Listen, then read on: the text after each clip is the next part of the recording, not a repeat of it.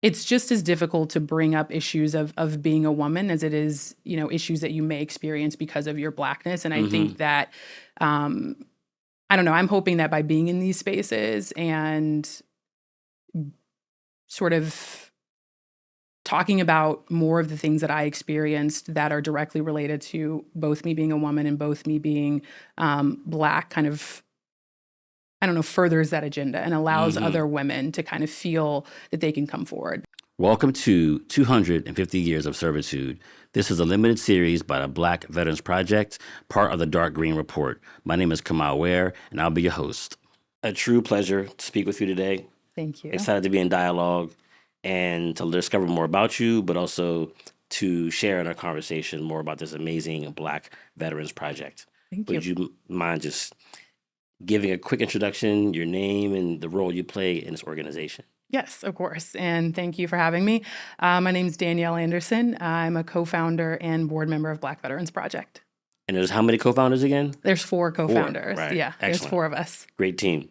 I'm sure you won't forget. Like, do you remember when you enlisted? Like, what year that was? What time period in your life? I do. So I went to the Naval Academy and I applied in high school. This was around 2006, 2007. And so I left in June of 2008.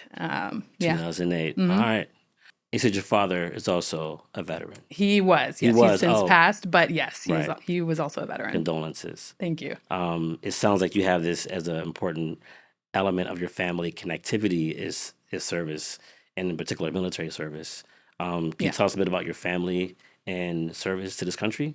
Yes. So, I mean, I'm a 5th generation veteran, so across both sides of my family. My great-grandfather served, my grandfather served, my mother, my brother, my grandfather's two brothers, and so a pretty long lineage from World War II to now. And so, I mean, I think it's been a big part of really what I would say my family's kind of search for belonging. To be honest, I think that throughout history, Black veterans, but just Black people have kind of in one way or another been told that they don't belong and that they don't matter. And I think that many of us have sought that belonging and that feeling of mattering in service. So I think that's kind of what my family did as well. Right. Yeah. And where'd you grow up? Oklahoma City, Oklahoma, OKC. Okay. Well, I had a good run. We did. We did. Yeah. And so, Black Veterans Project, you were founded recently. I mean, fairly recently. I think in the grand scheme of military service, right? Yeah. Do you know like how far back this goes? Like, do you know when like the first Black veterans organizations began to organize and understand that after service that there is still service? Yeah.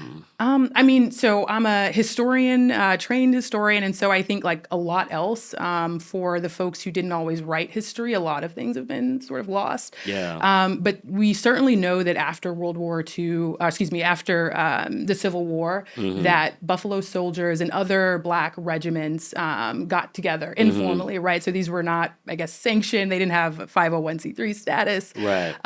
But these were just groups of people who had this shared experience. I mean, 2 shared experiences, right? Obviously being Black in this country and then serving this country. And I think there's always been a desire to want to get together to talk about those experiences or to not talk about those experiences and just be around people who know without saying, right? Who understand without saying. And so I think there have always existed Black veteran organizations in one form or another. Yeah. Yeah. The Black people in your life, like now or any between now and 2008, what do you think people like misunderstand about Black people in military service? And what do you think is difficult for them to understand? So like what's like a obvious misunderstanding or frequent misunderstanding? Yeah. And also what is something that you feel is like, if you haven't quite had that same experience, you might not quite understand certain things. Yeah. So I will answer the second part of that first. I think the more nuanced and difficult thing to understand for a lot of people is that we as veterans and folks who serve this country, we understand that duality. Like most of us, I guess I can't speak for everyone, but I think a lot of us, we understand our history. We understand the place that we have occupied in this country and that we currently do, and the challenges and struggles, Right. that we that are still abound in this country as Black people. And I think that there is always this tension within us, and this. Understanding that we don't always feel like we belong, even in service, even with folks who we are willing to lay down our lives with and for. And so I would say that is something that folks often don't understand. I think that we are seen as, and this may be because we don't always to outsiders talk about these feelings, and we Right. don't. I think that there's a desire amongst folks who are part of really any kind of special group, right, to not bash that group outside of Right. sort of, yeah. So I think that there's this desire that or this tradition that we don't talk about these things. And I think folks don't understand that we are constantly wrestling with these questions about our own Blackness, about things that are happening at home that we see. Obviously, we are either here or we see them on the news when we're away Right. from home that are happening to Black folks that look just like us. Sometimes these things are happening to us when we're out of uniform. Right. And so I think that there is a constant tension that lives within us that we don't always express.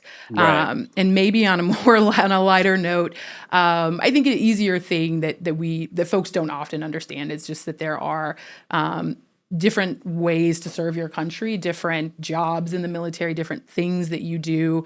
And so I would say that's one aspect that's not really understood. I think especially as a woman, a lot of roles have been opened up for women in recent years and things that we can do. So even with older vets that I talk to, they don't really kind of understand like what's available, what jobs we actually do, what things we do Right.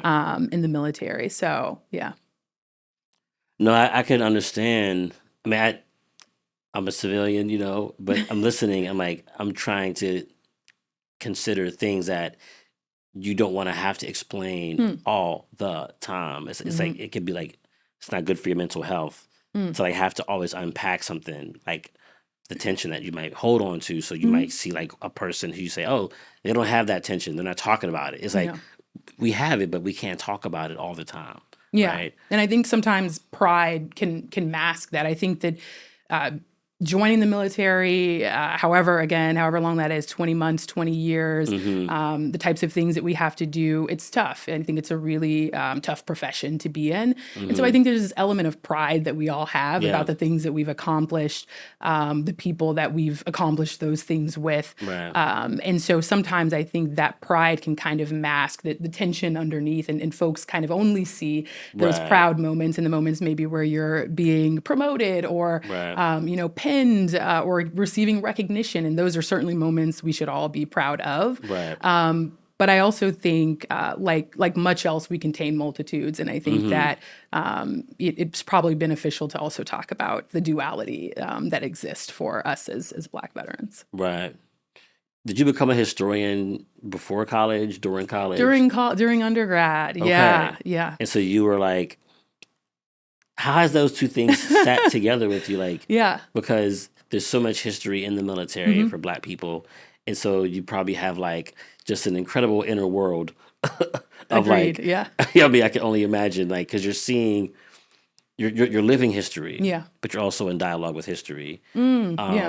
And so like, how do you, other than having an amazing inner life, how has that situated itself with you when you think about, how often history is made militarily, Yeah, I mean, I think it's given me a great perspective. I love the way that you kind of framed it. I think one, I think I feel really lucky. I think it started with my parents. My parents were older. And so when I think about my peers in the military, both my parents were around during segregation and sort of those sorts of things. And so I think the lens that I always viewed my service, the lens that I viewed the world through was a lens that was informed by, real events, history, things that happened and the way that people experienced them. And so I think that that's given me one, I think that in my 20s, that really it gave me sort of this push to, and this desire to want to organize, this Right. desire to want to create something. Eventually, I think that morphed into BVP. But I think I was always looking for something. When I was at the Naval Academy, I was organizing Black History Month events. When I was in the military, at a certain point, I was organizing in the communities that I was stationed in, and so I just think it's given me a lens to understand that what we are currently experiencing and seeing and embodying around us is just an extension of and a result of what has happened throughout history and the choices that people have and haven't made. And so it's also, I think, empowered me to have the ability to want to make my own choices and Right. to see myself as someone who could not change history per Right. se, but maybe a small slice of it. Right. And so I think that knowledge, I mean, people say knowledge is power, but I think that knowledge has really kind of been a motivation for me and kind of helped me see the world in a different way. Right. So in real time, are you processing race and gender? Because those are also Yes. not the same. Yeah, no, I mean, I think I joke sometimes with my friends that I spent a good deal of my 20s in absolute rage. And I think that to a certain degree, I wasn't raging outwardly. But I do think that to understand it, like really the details of the way that things are happening, and I'm sure we'll get into this later, but socioeconomic status, that just things that we sort of pass by every day, the unhoused person on the street. Like I think the knowledge that these are not random events, that these Right. are not things that are just a coincidence, but that these are sort of predetermined circumstances because of choices that people made in history, Right. can sometimes be frustrating because you sort of can't look away. And so I would say for me it has caused a lot of that inner tension, that I spoke about. But I Right. think the release of that has been, like I said, organizing. The release of that has been actually talking about these things, and that hasn't always been a comfortable place for me. And I think that you're right. There is also the added, like tension or layer, I should say, on top of this of being a woman. I'm also a queer woman. I'm a Black woman in these spaces, and so there is a lot of nuance there. And I think that even amongst, some of my fellow veterans and some of my fellow male veterans, I think that there, has been some education there, I think, between us. And it, I think, has enriched my dialogue with other veterans, with my co-founders. And so, yeah, I mean, I think it's an intimate part of me and just the way that I see the world. Yeah. Yeah. I mean, I think that, what you do, I mean, I don't know everything you've done, but I feel like to be in the military, it's not easy. Agreed. And I'm not a woman, but when I hear things like, oh yeah, like we're looking at merit and somehow like there's questions around what women can do, and it's like I think that you have to, it's not easy. Yeah. Right. And how does that, how do moments where you feel like there are things being called out that might not be a Black thing, but might be like, oh yeah, well, you're kind of questioning what a woman can do in the military, and is there a place within the military to like air those kind of frustrations or to signal that there is something that it's not like HR, but like how does that get unpacked?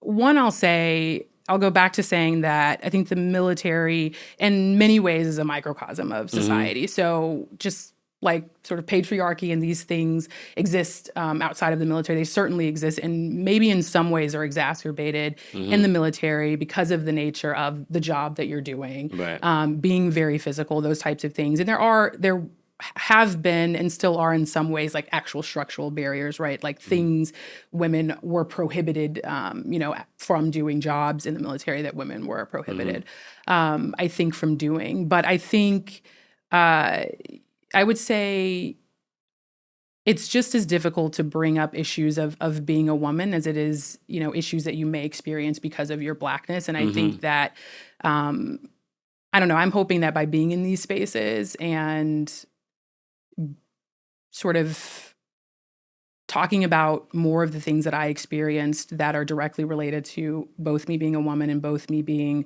Black kind of, I don't know, furthers that agenda and allows Mm-hmm. other women to kind of feel that they can come forward. Because I Right. do think that even in spaces of organizing, even in spaces of Black spaces of organizing around veterans, there's a dearth of women that are involved in those Mm-hmm. spaces.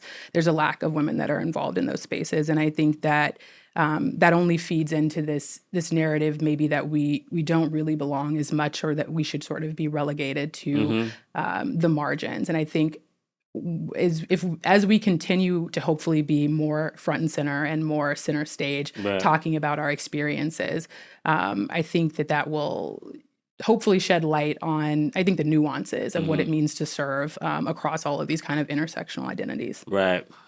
You are listening to 250 Years of Servitude, a podcast by Black Veterans Project. My name is Zella Vanier. I'm a co-founder of the Black Veterans Project and an Army veteran. To learn more about our work, check out blackveteransproject.org. Can you tell us like what you did in the Navy? I think to Yeah. kind of just give people a sense of like, dare I say, accomplishments or like things that you're able to do that most of us can't.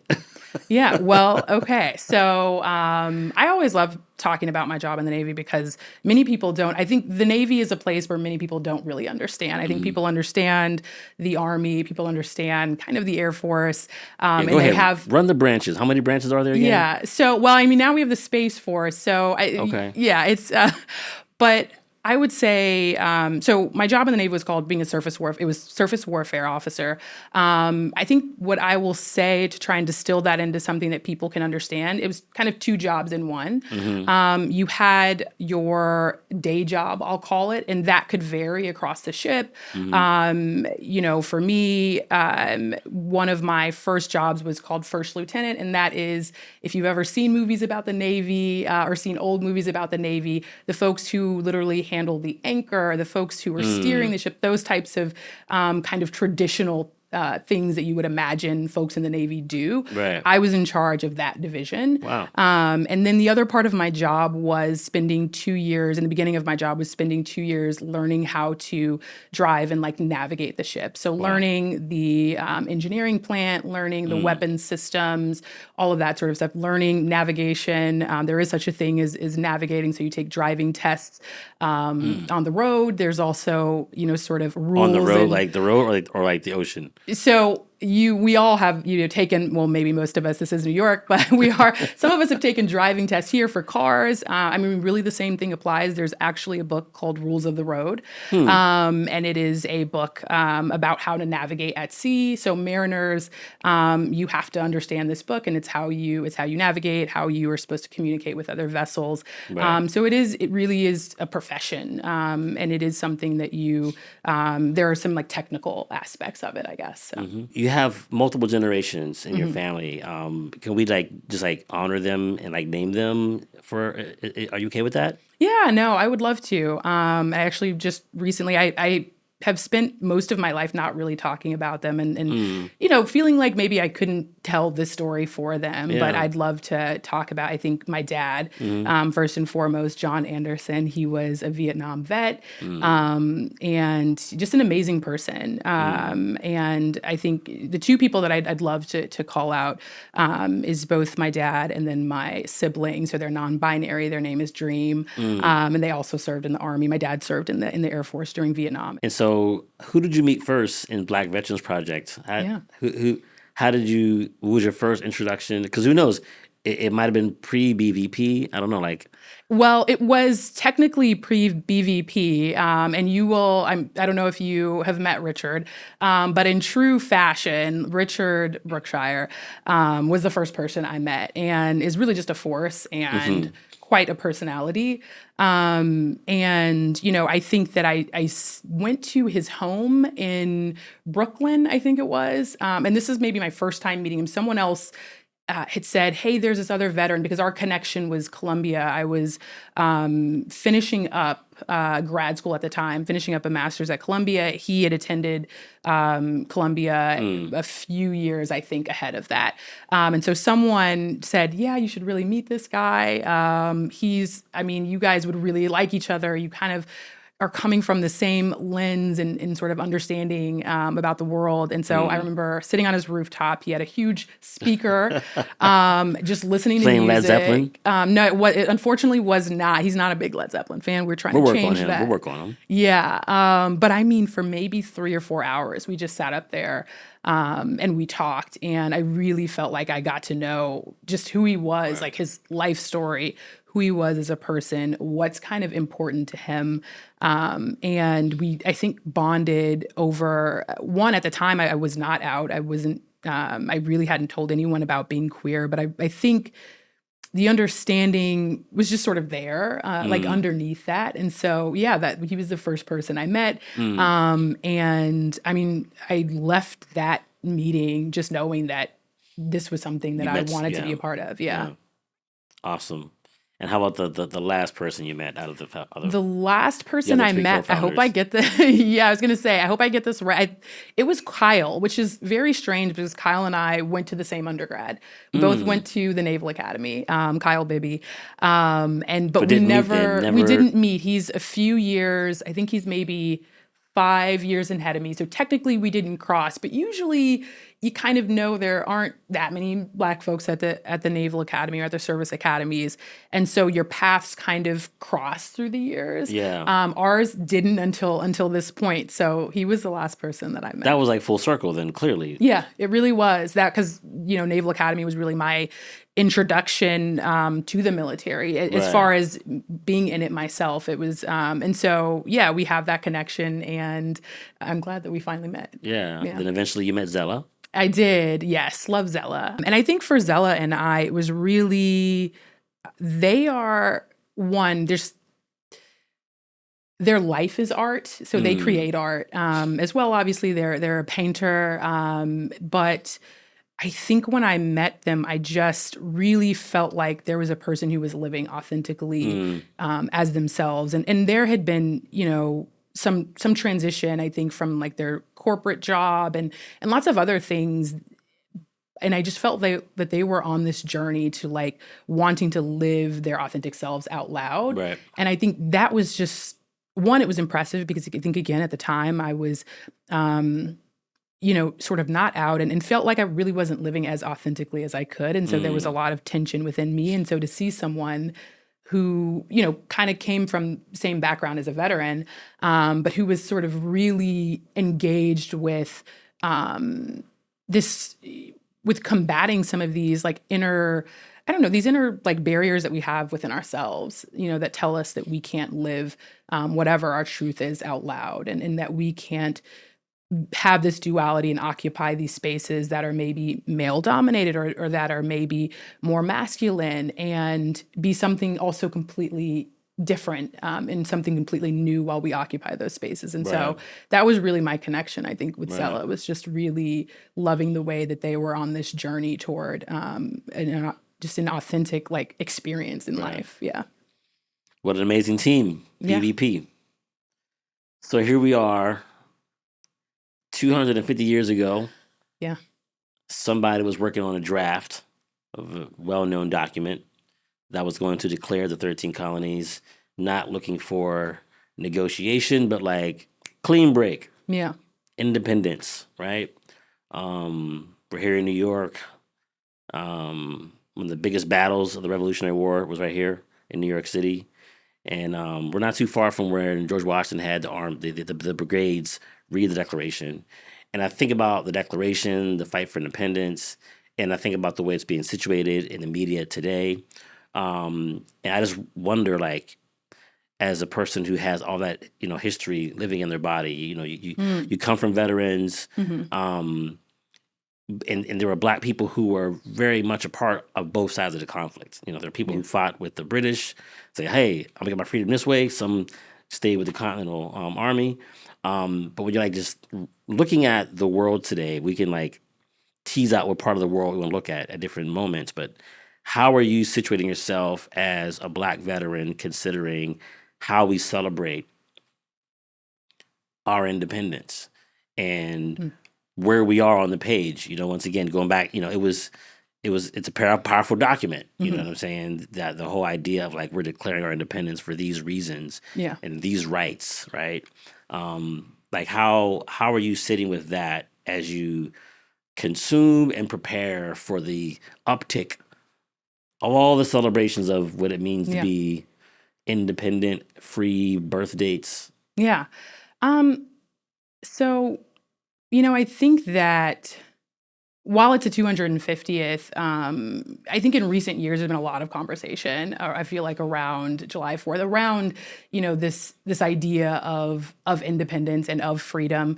I think Black folks in this country, I should be more specific, have been having conversations, especially in recent years, about this. And you mentioned that there were kind of people on both sides of this, on both sides of this conflict. And I honestly see that as a continuation today. I think that there, exist folks who don't always agree with what the military does, and maybe even military members who don't always agree. I think that there continue to be Black folks who, that's the group that I'll address. There continues to be Black folks who are on, sort of both sides of this, I guess, if you want to think of it like that. And I think for me, it's a reclamation. I think that those events, obviously, that day, Black people were not free, but I do understand that those events set in motion everything that has happened since, good, whether we want to put a value statement on whether that's good or bad,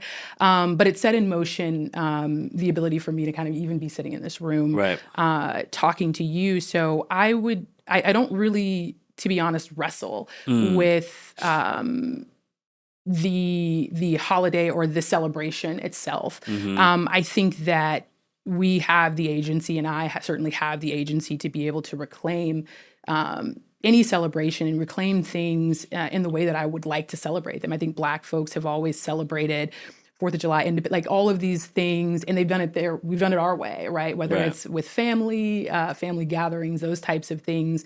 I think many of us understand the sort of actual history, but we've reclaimed that in the ways that make us feel close to each other, and in the ways that make us feel comfortable. And so I think it's a dialogue maybe each of us has to have within ourselves. And I personally, I don't really struggle with what that means, because I understand that I'm here because of it, but I can also sort of reclaim things that don't fit who I am and sort of the things that I believe. So, yeah.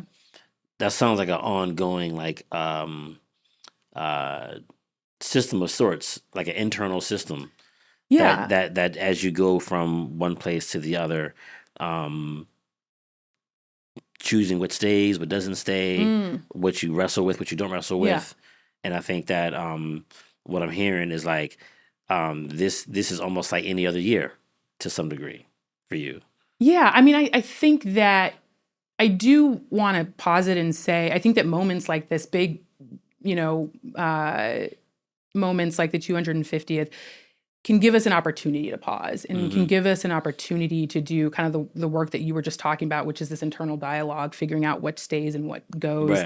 I hope sort of all of us grow over time, and that we have those moments where we revisit what's important to us, what we value, what we believe, but also I think in a more meta and larger sense, does the things that we are celebrating, embodying, maybe even being a part of, military or whatever that may be, I hope we often revisit those things that maybe we once thought were important to us. And I do think the 250th gives us a reason to kind of pause, and a reason to do that, and to kind of take stock of where we are and where we want to go. And I think BVP as an organization, it's giving us certainly pause to do that. And I hope through our narrative, through our storytelling, through our work, that outside of the 250th, that every time someone kind of interacts with something, an interview or like whatever BVP does, that maybe it gives them pause to sort of reevaluate and kind of have that internal dialogue. Right. Yeah. Danielle Anderson, thank you for your service. Thank you. It's been Thanks a for pleasure having me. speaking with you. Yeah, thank you. Very welcome. Hi, I'm Kyle Bibby, co-founder and co-CEO of the Black Veterans Project. If you'd like to learn more about the Black Veterans Project, you can join us on our website at blackveteransproject.org. You can see our history of work, learn about our team, and donate to support us. If you want to hear more stories from Black veterans, make sure you subscribe to Dark Green Report on Substack. Thank you.